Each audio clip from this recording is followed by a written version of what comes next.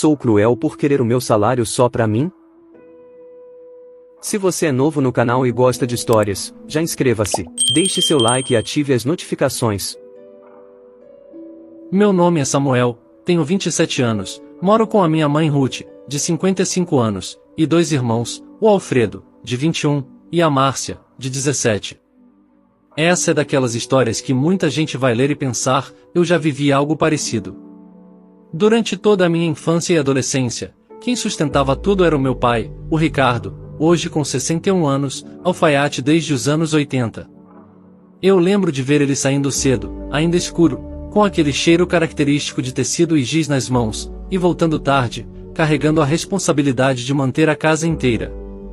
Mas junto disso vinham também as tensões, porque apesar de trabalhar muito, o dinheiro nunca parecia suficiente para tudo o que a família precisava. Lembro nitidamente das brigas, das tensões acumuladas, das discussões que pareciam sempre girar em torno de dinheiro e frustração. Era como se qualquer barulho na sala fosse sinal de mais uma discussão prestes a acontecer. Eu cresci com aquela sensação de andar pisando em ovos, como se cada palavra pudesse acender um estupim. As frases duras, as cobranças, a sensação de que nada estava realmente sob controle, tudo isso foi moldando a forma como eu via o meu pai, a minha mãe e até a mim mesmo. Quando eu tinha 17 anos, um dia meu pai simplesmente foi embora depois de ouvir novas ameaças e ofensas da minha mãe. Não houve despedida, não houve conversa. Só o silêncio dele juntando algumas roupas e deixando a casa como quem foge de um lugar que já não aguenta mais.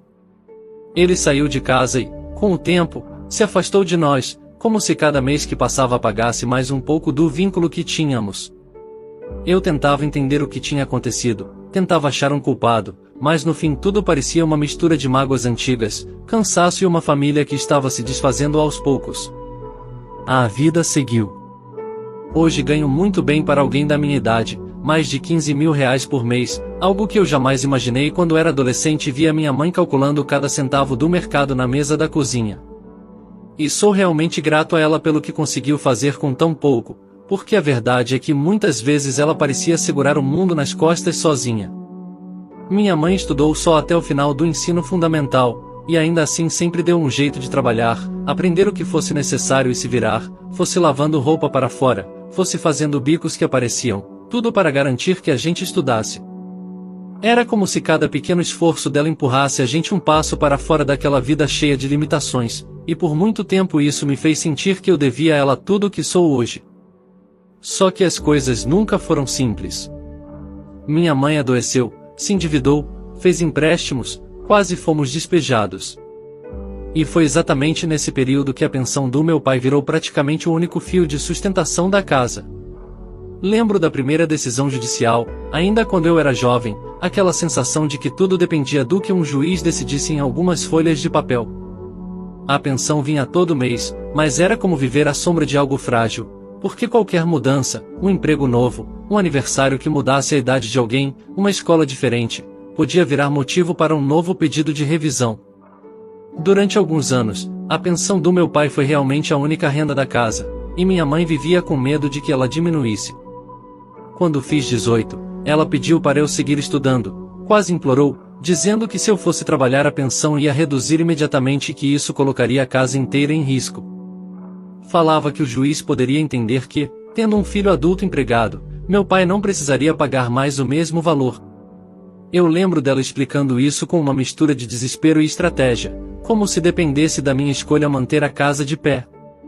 Eu aceitei por um tempo, achando que estava fazendo certo, que estava ajudando, mesmo sem entender muito bem como tudo aquilo funcionava na prática. Mas quando eu tinha 22 anos, perto de terminar a faculdade, consegui um emprego numa área que realmente oferecia futuro. No começo, eu estava apavorado com a ideia de trabalhar e acabar reduzindo a pensão. Era como se cada passo meu pudesse desmontar o pouco de estabilidade que tínhamos. Contei para minha mãe, ainda receoso, mas ela parecia mais tranquila do que eu. Quando meu pai soube, eu esperava uma reação ruim, uma cobrança, qualquer coisa, mas ele praticamente não demonstrou preocupação. Parecia até aliviado por eu finalmente estar construindo minha própria vida. Mesmo assim, por medo e costume, entreguei o cartão para minha mãe, abri mão do controle e deixei que ela administrasse tudo o que eu recebia. No começo, foi ótimo. Ela quitou empréstimos, deixou tudo em dia, e eu realmente senti como se a gente estivesse virando a página de uma fase longa e pesada. Em menos de um ano, as dívidas tinham sumido, algo que parecia impossível alguns anos antes. Quando percebi que estávamos finalmente chegando a um ponto de respiro, fiquei até emocionado, como se o peso de mais de uma década tivesse saído das nossas costas. Depois disso, ela começou a juntar dinheiro com um foco quase obsessivo, como se tivesse medo de que qualquer descuido pudesse nos jogar de volta naquele buraco. Só que, mesmo juntando, eu não participava das decisões. Eu não sabia quanto tínhamos guardado, quanto entrava, quanto saía. Eu trabalhava, recebia, entregava tudo, e confiava. Até que o carro estragou. Eu achei que ela fosse consertar, que fosse ver oficinas, pedir orçamento. Mas não. No impulso, ou talvez num desejo antigo, ela comprou outro à vista. Depois eu soube que ela usou quase metade das economias daquele ano. Eu fiquei surpreso, claro, mas como não tinha o hábito de opinar e ela dizia que era tudo para o bem da família, aceitei calado. E então veio a festa de 15 anos da minha irmã. Uma festa que custou mais de 50 mil reais, mas que parecia custar ainda mais no simbolismo e na grandiosidade. Minha mãe alugou o salão principal do clube mais tradicional da região, aquele que a gente só conhecia passando na frente, olhando pelos portões abertos em dias de eventos. Eu nunca tinha colocado os pés lá dentro, e de repente eu era o irmão mais velho da debutante, em um evento digno de foto de revista.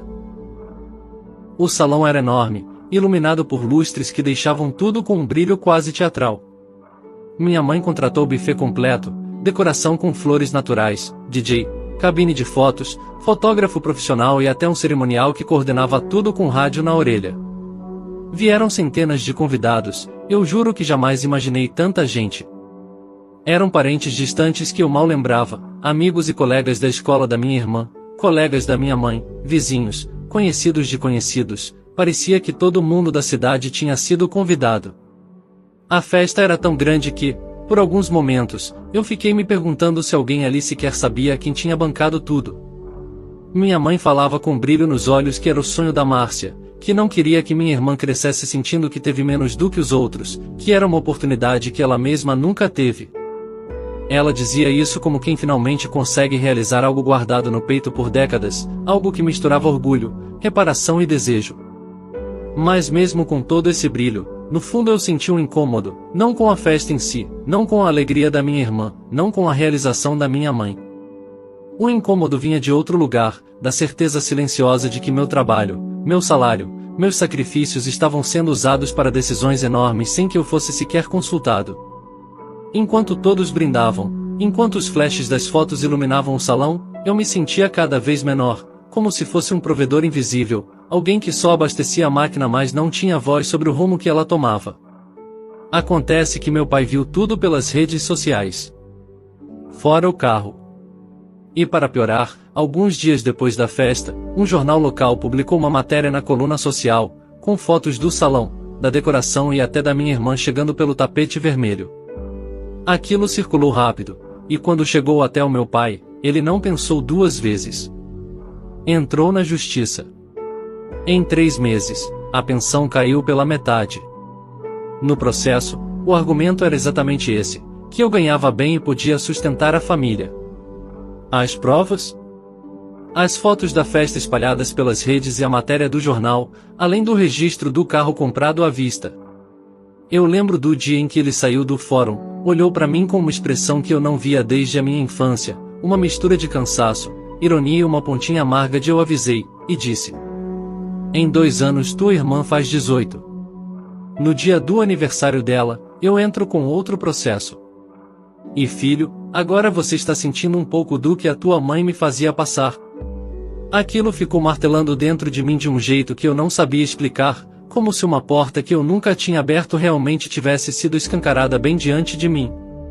Hoje, meu irmão trabalha há quase 1 ano e ganha quase 2 salários mínimos, algo que já ajuda bastante nas despesas da casa. Minha mãe, por sua vez, sempre trabalhou, sempre teve seus bicos, suas faxinas, suas clientes fixas, mas tudo na informalidade. E foi só recentemente que eu descobri que ela sempre ganhou muito mais do que eu imaginava. Enquanto eu achava que ela tirava apenas o básico, na verdade ela conseguia somar uma renda consistente, que ficava completamente fora do meu campo de visão. Era mais de R$ 4.000 por mês. Além disso, ainda tem a pensão da minha irmã menor. Ou seja, todo mundo na casa tem renda própria. Menos eu. Quer dizer, eu tenho, mas não vejo. Não uso. Não administro. Enquanto isso, eu continuo usando roupas antigas, um celular velho que era da minha mãe, e quando pedi um ar-condicionado para o meu quarto, porque o calor anda insuportável, ela disse que tinha outras prioridades. Uma dessas prioridades, aliás, foi comprar um computador novo para minha irmã, daqueles de última geração, com monitor grande, teclado mecânico e uma cadeira ergonômica que custava quase metade do valor de um salário mínimo. Minha mãe disse que a Márcia precisava daquilo porque no ano seguinte iria entrar na faculdade, que era importante ela ter uma estrutura perfeita para estudar, mesmo que ninguém soubesse ainda qual curso ela faria ou se realmente iria passar. Eu olhei aquela máquina nova entrando em casa enquanto eu seguia dormindo suando nas noites quentes, usando o mesmo celular há anos, e percebi que, para minha mãe, sempre existiria uma justificativa para priorizar todos ao meu redor, menos eu. E foi aí que comecei a perceber a minha realidade. Eu tenho 27 anos, ganho bem, mas não tenho casa, não tenho carro, não tenho independência. Não tenho sequer privacidade. Minha rotina é atravessada por portas que nunca se fecham totalmente, conversas que sempre parecem ser ouvidas atrás das paredes finas, decisões que são feitas sem que eu sequer saiba. Às vezes sinto que vivo como um visitante na minha própria vida, alguém que entra e sai sem deixar marca, sem espaço para ser dono de si mesmo. Eu fiz sacrifícios, assim como ela fez no passado. Mas hoje tudo está diferente. Está tudo em dia. Todos estão bem, menos eu. E essa constatação veio como um soco no estômago. Era como se, depois de anos me dedicando sem questionar, eu finalmente enxergasse que não estava sendo apenas generoso, estava sendo explorado. Que minha boa vontade tinha virado ferramenta, que meu silêncio tinha virado permissão, e que meu esforço era tratado como um recurso inesgotável, algo que todos podiam usar sem me consultar, sem me agradecer e sem sequer considerar que eu também tinha sonhos, necessidades e limites. Ontem conversei com a minha mãe. Falei como me sentia. E ela ficou completamente chateada. Disse que batalhou a vida inteira para nos criar e que agora eu quero fugir. Depois foi contar para o meu irmão e para minha irmã que eu estou abandonando eles, me comparando com o meu pai, dizendo que quando a pensão acabar eles vão para a rua. Enquanto ela falava tudo isso, eu senti uma mistura de tristeza e clareza, porque, pela primeira vez, eu realmente entendi como meu pai devia ter se sentido anos atrás.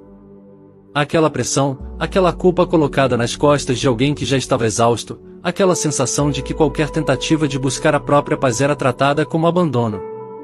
Era como se eu estivesse revivendo a história dele, só que no meu lugar, percebendo dores que antes eu julgava sem conhecer por dentro. Eu fiquei em choque. Não esperava aquilo. Estou seriamente pensando em ir ao banco, cancelar os cartões, pedir novos, trocar as senhas, desligar todos os acessos que ela sempre teve e que eu nunca questionei, e finalmente assumir o controle do que é meu. Também tenho pensado em alugar um lugar pequeno perto do trabalho, nada luxuoso, talvez até um kitnet simples, mas que fosse meu, onde eu pudesse fechar a porta e sentir que ali ninguém ia entrar sem bater, onde eu pudesse respirar sem ter que justificar cada desejo ou cada compra. Pela primeira vez na vida, a ideia de seguir meu próprio caminho não parece uma traição, mas sim uma necessidade urgente, quase física, como se meu corpo estivesse pedindo por isso há anos e eu só agora tivesse coragem de ouvir. Mas não consigo deixar de pensar, estou sendo cruel? Deixe nos comentários. Atualização. Agradeço de verdade a todo mundo que comentou no meu relato. Eu li cada comentário, cada opinião, cada relato pessoal que vocês compartilharam, e isso me ajudou mais do que vocês imaginam. Ver tantas pessoas de fora enxergando o que eu mesmo evitava admitir fez com que eu finalmente tomasse uma decisão. Eu fui ao banco um dia antes de receber o meu salário. Sentei com o gerente, expliquei tudo o que estava acontecendo, E lembro até hoje do olhar surpreso dele enquanto eu falava. Ele me disse que a minha mãe, que movimentava minha conta usando uma procuração, sempre contava para todos ali que eu estava doente, que eu não tinha condições de ir presencialmente, que estava debilitado e por isso ela precisava fazer tudo no meu lugar. Ouvir isso foi estranho, doloroso, e de certa forma fez várias peças do quebra-cabeça se encaixarem. O gerente puxou a tela do computador e me mostrou algo que me deixou sem reação. Havia um cartão de crédito ativo em meu nome, com quase R$50 mil em dívidas. E, pior ainda, a minha conta principal estava completamente zerada. Eu senti o chão sumir. Era como se parte de mim já soubesse que encontraria algo ruim, mas ver aquilo ali, na minha frente, foi um choque. Pedi o bloqueio imediato e o cancelamento de todos os cartões vinculados à minha conta. Solicitei uma nova via apenas da conta corrente para mim. Sugeri um parcelamento da fatura do cartão, porque infelizmente não havia outra alternativa, e isso significa que vou passar pelo menos um ano pagando uma dívida que eu nem sabia que existia. Mesmo assim, era melhor do que continuar vivendo sem controle sobre a minha própria vida. Quando saí do banco, eu estava abalado, mas também sentia uma estranha sensação de lucidez. Aquela fala do meu pai, no final do julgamento, ecoava dentro da minha cabeça. Era como se ele tivesse tentado me alertar sobre coisas que, naquela época, eu não era capaz de entender. Saindo dali, fui direto para uma imobiliária. Eles estavam quase fechando. Expliquei que queria alugar um apartamento pequeno, de um quarto, e a região onde eu gostaria de morar, perto do meu trabalho. Eles foram rápidos em me mostrar algumas opções. Visitamos 3 imóveis. Escolhi um que ficava a 2 quarteirões da empresa, já era mobiliado, aconchegante, iluminado, e por um preço que parecia até baixo demais para o que oferecia.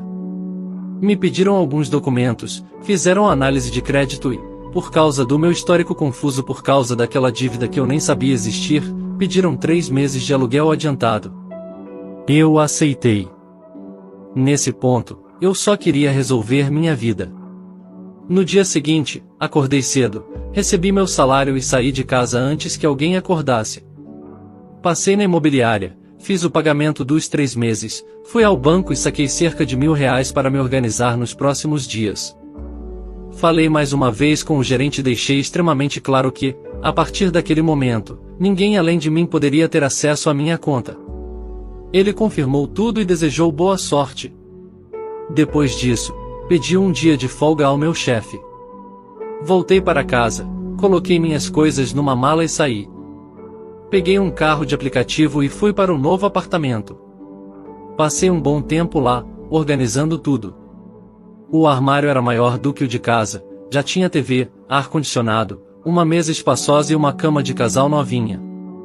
Era a primeira vez, em muitos anos, que eu sentia que estava num espaço que realmente era meu. Eu terminei de arrumar o básico, sentei um pouco e acabei dormindo. O celular tinha descarregado. No dia seguinte, pela manhã, coloquei para carregar e liguei. Assim que a tela acendeu, começaram a aparecer dezenas de chamadas perdidas e mensagens, tanto da minha mãe quanto dos meus irmãos e outros familiares. As mensagens variavam entre preocupação e ofensas. Algumas perguntavam onde eu estava, o que tinha acontecido, pediam para eu voltar.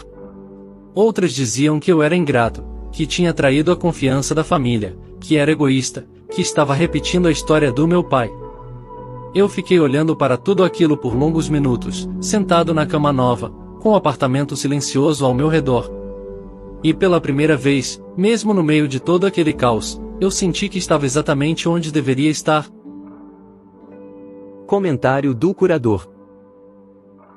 Esse relato deixa uma sensação forte de como, às vezes, o amor e a lealdade dentro de uma família acabam se misturando com dependência, culpa e controle.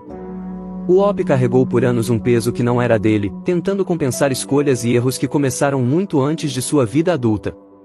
E quando finalmente decidiu respirar por conta própria, o mundo ao redor desabou como se ele fosse o culpado por tudo. A verdade é que ele fez o que qualquer pessoa faria ao perceber que perdeu a própria liberdade, recuperou sua vida. Não tem nada de ingratidão nisso, apenas coragem de quebrar um ciclo que já durava décadas. Às vezes, cuidar de si é o único jeito de não desaparecer por completo. Obrigado por assistir até aqui. Para mais histórias como esta, curta este vídeo, inscreva-se no meu canal e compartilhe nas redes sociais.